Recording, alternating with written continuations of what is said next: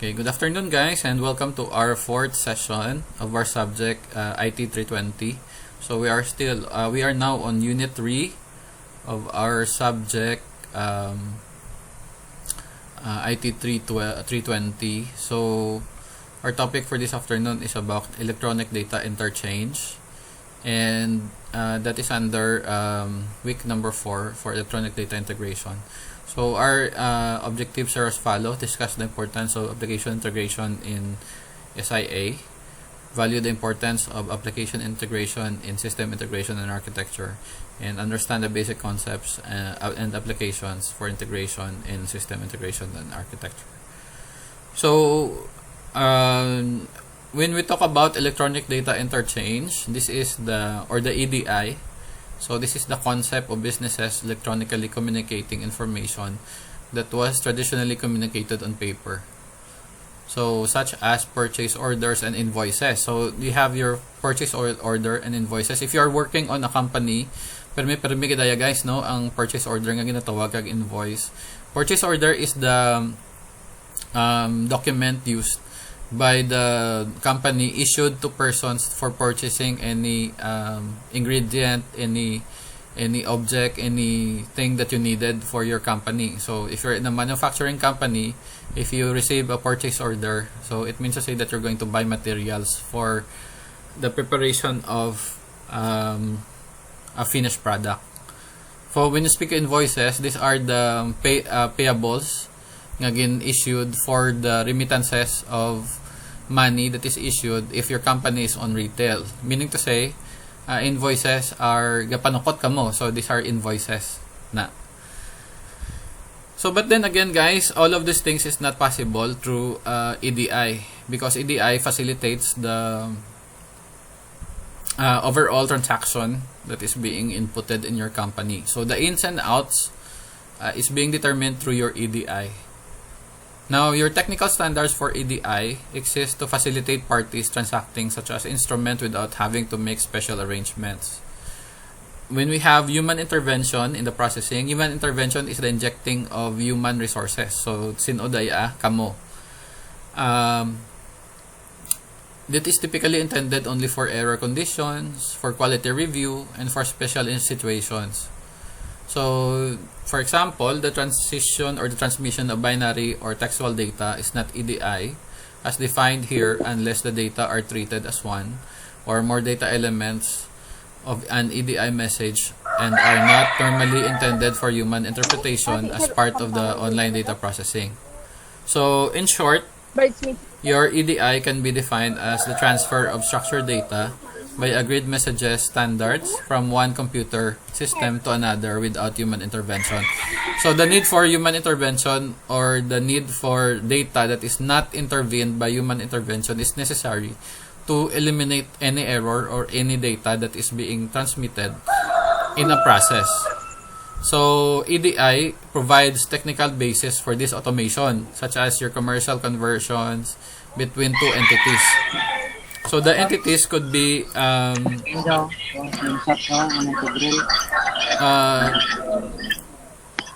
an entity could be a varied response for automation because of the things that it needs to perform. So the term EDIs encompasses the entire electronic data interchange processes, including the transmission, message flow, document format, and software used to interpret the documents. So on your screen guys, on figure 9, you have your electronic data interchange. As you can see, it is a cyclical process. This is a traditional data interchange wherein you'll be able to compose several steps or processes. Sa EDI tana, tatlo lang. So you have your input, your process, and output. So anything that can determine your IPO or your input, process, output is the facilitation of your EDI or your electronic data interchange. And it simplifies the work done by any processes. Meaning to say, when we speak about simplification, this refers to the things that is made into simpler things without any effort, without any conjugation or implication. So, puro trabaho lang.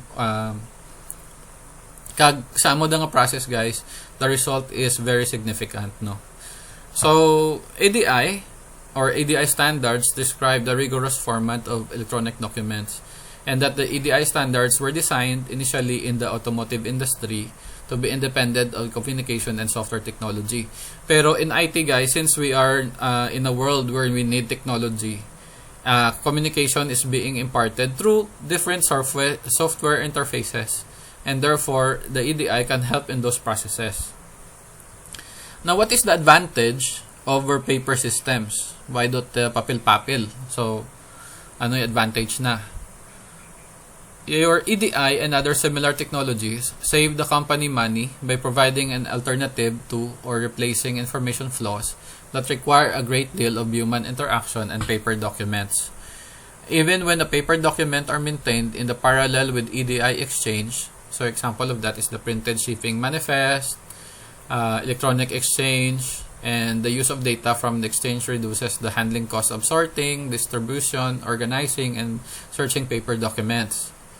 So, all of those things are simplified. Why don't it, so magbayad do ka mo guys, cashless na. So, that's an example. Your EDI and similar technology allowed the company to take advantage of the benefit of storing and manipulating data electronically without the cost of manual entry. So, another advantage is that your EDI opportunity to reduce or eliminate manual data entry errors. So, these errors are very significant, and these errors are the ones who's responsible for the things that are not very glamorous on a system interfacing. So, these are the shipping and billing errors, and then because EDI eliminates the need to rekey documents on the destination side, it is the very important advantage of EDI because the paper documents tend to be slower. Medyo magprint ka pa kapapel, kag iban nga processes medyo mabuhay pa. Wherein kung puro electronic na lang guys, it's speedier, mas madasig. At the same time, your trading partner receives and incorporates the information into our system, reducing cycle times, meaning to say real time. So when you speak of real time, kung tulad mo send ang text message mo, so tulad man da ang text message nga ginabaton sa system nanda. Sa piyak nga nagabaton ka communication, tuya dito ka nanda pag send mo pa lang after ka sending. So if you will notice, government agencies are mandated right now to transform their processes into electronic processing. Just like for example, magbayad ka mo ka NBI ninyo clearance, why do ka mo nagapila to sa NBI? So that is reducing the line there. And then the process becomes faster.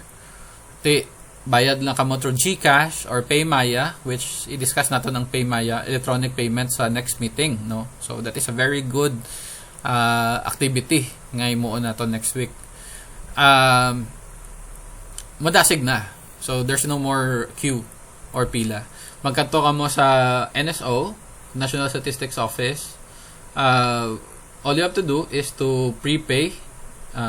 Diyan ka mo mapabayad sa coins ninyo, coins.ph, or probably you can pay on GCash or PayMaya, and then afterwards yung receipt ipakita nyo lang, and then pag abot ninyo to, ang tawaan lang kamo ka form nga pirmahan nga i-process kung ano nga document bulo nyo, like for example birth certificate or other documents, and then ang receipt ka payment, then after 15 minutes dyan doon niya inyong document. So, another advantage of EDI is that for that reasons, for that advantages, you can say that EDI can be an important component for just-in-time production systems. Okay.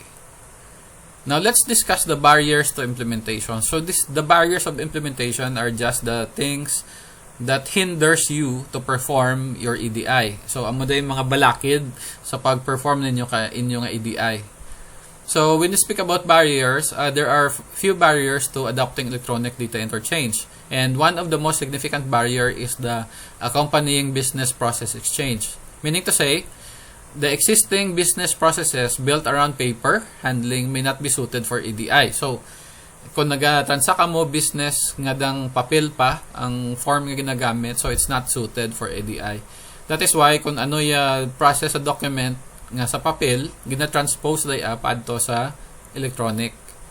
So this will require changes to accommodate automated processing of business documents. That is why ang iban nga opisina naghimo kay MIS or Management Information System.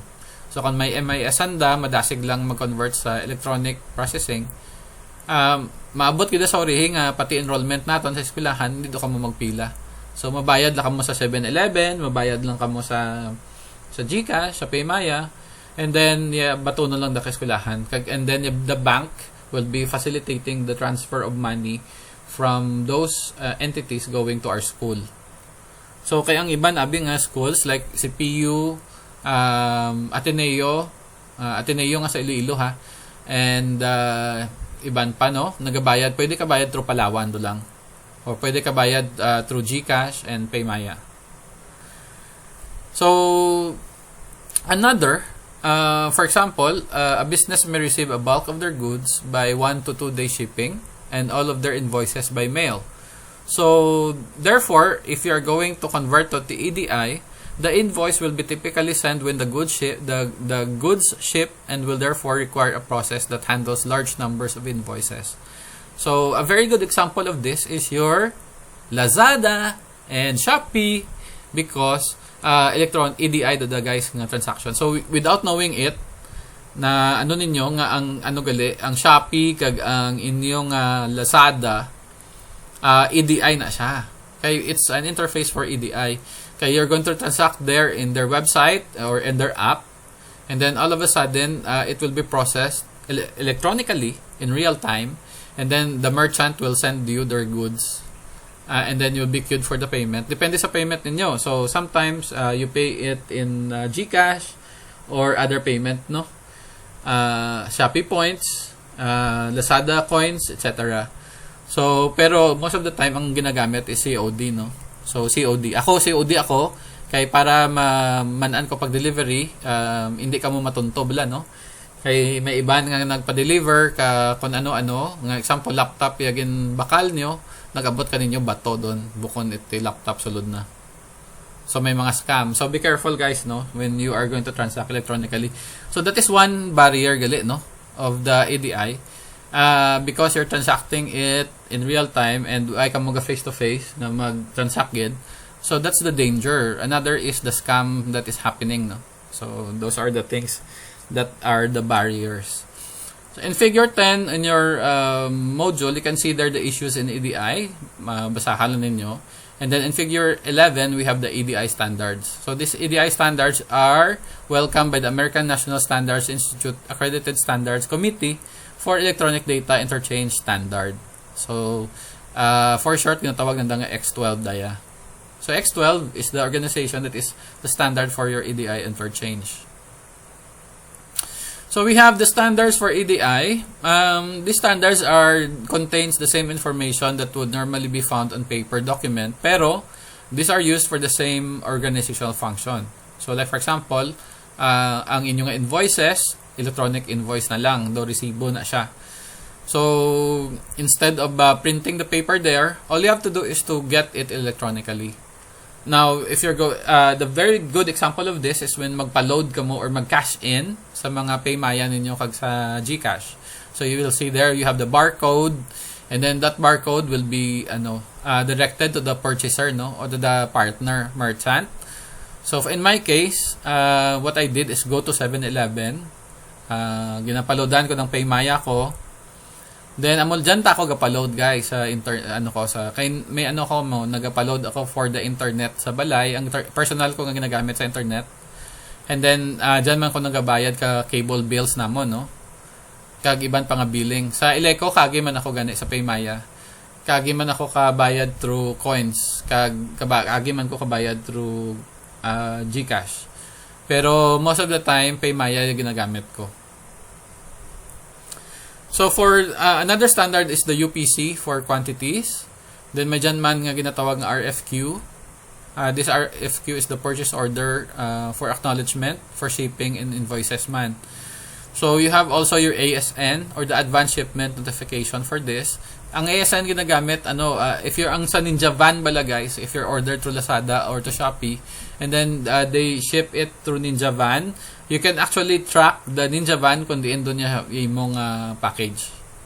So that is an example of your ASN, or the Advanced Shipment Notification. So there are several standards that you can find. Barcode, ang barcode na ginatawag nga GS1 128. GS1 128 kay 128 ang nga linya dabla na sa barcoding. GS1 is the standard, no? So these are the things that we will not stick to that because of course we are not on marketing, and although we are IT and marketing is and finance has one probationary things or output that can be used for businesses. However, we will not stick to it because we still have more things to tackle up. Now, on your activity, guys, for activity number 4, what you're going to do is you're going to use also your Visio, or if you don't have any Microsoft Visio installed on your laptops or computers, you can use actually Microsoft Word for this. So it's called ADI IPO 104. What you're going to do is to create an IPO diagram using the API features. So produce a screenshot of your dashboard, convert it to PDF, and upload it in your Google Classroom. So what you're going to do, guys, is to himo na kamo IPO, input, process, output. I know that you knew how to draw IPO, no? Input, process, output. So like for example, if you have your Microsoft Word, so let's use Microsoft Word, no? Okay, so for this one, IPO is just an tatlo man lang naka-designs. Actually, sa inyo nga guys, pwede man gani kamo ka design. Ilaino naton ang style naton. Kaya ang IPO pwede input, process, output lang gid. So you can actually type their process. So is there such a thing, a process diagram? So this one, we have this as the process, no? So pero we don't have any pa. So you're going to use the pyramid here. Okay, so this is the pyramid. So this is the process. So you can put there also text box. So just make sure nga sa text box niyo is the simplest so this is the process.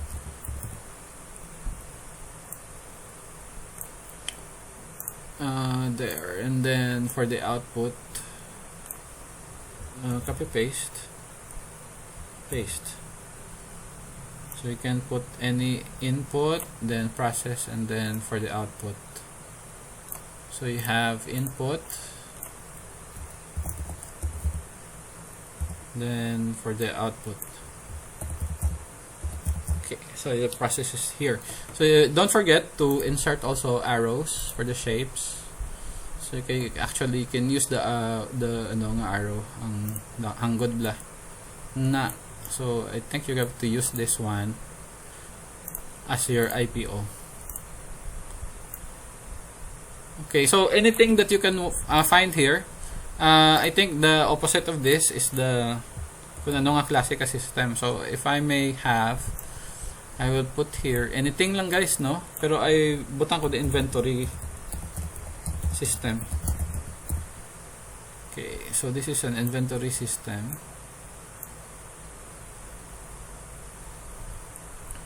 Then input ninyo.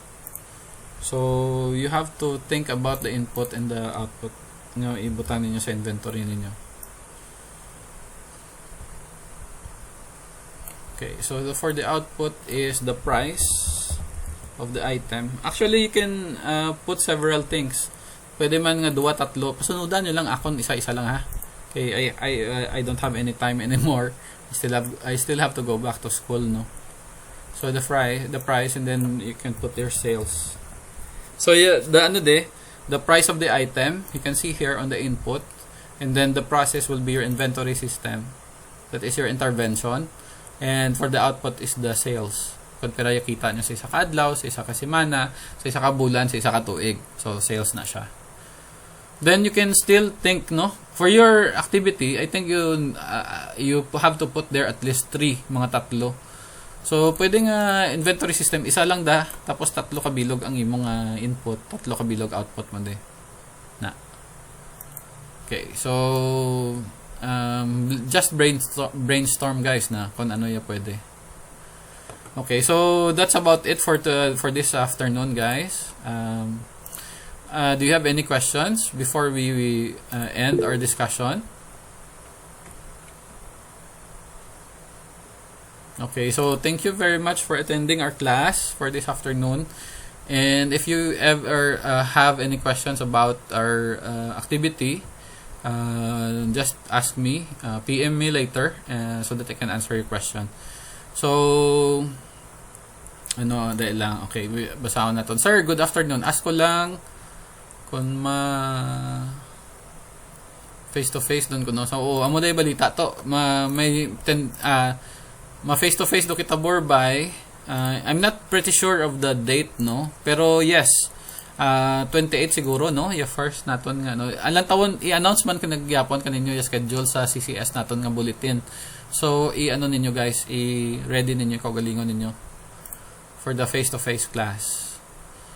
So, for that, let me change the layout for 30 so that I can have the screenshot of you.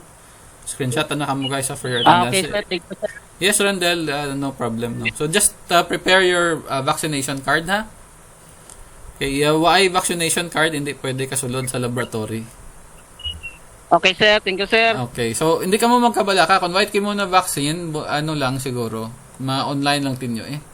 So, yung face-to-face is only limited to vaccinated individuals. Okay, more of the information will be given to you. As of now, medyo gadali ako. I still have to go back to school. And thank you so much for attending our class. So, print screen ta mo guys for attendance ninyo. Then, dahil lang. I-paste ko lang di sa akon nga documentation. Close ko lang siguro dahil, no? Documentation is... Wait lang. Okay. So, this is the 4th session, correct? If I'm not mistaken. So, we have... section B ka mo guys, no? Session 4, 3B. Okay, so, paste. Save. Okay, very good. Okay, so, thank you so much. Kag mayong hapon sa tanan. Medyan pa ka mga palagas ng pamangkot para masabat ko. Okay, why duman? Mapos mo lang yung activity natin for this week. Sige. So, I'll see you soon. Maybe next week. Or, we don't know lang. Ilang taon lang natin yung schedule natin kung saan. I-announce man gyapon kaninyo guys sa schedule ninyo. So, mo lang dia. Kag mayong hapon sa tanan. Okay, thank you. Thank you, Elena, Ezekiel, Clea May, Rodi Rose, Kim, Kimberly, Jocelyn, Ivan, Ronila, Rinalyn, Henry, Randall, Vincent. Thank you so much, guys. Okay, so bye-bye, bye-bye. See you. Thank you, sir. Bye-bye. Okay, thank you. Bye-bye.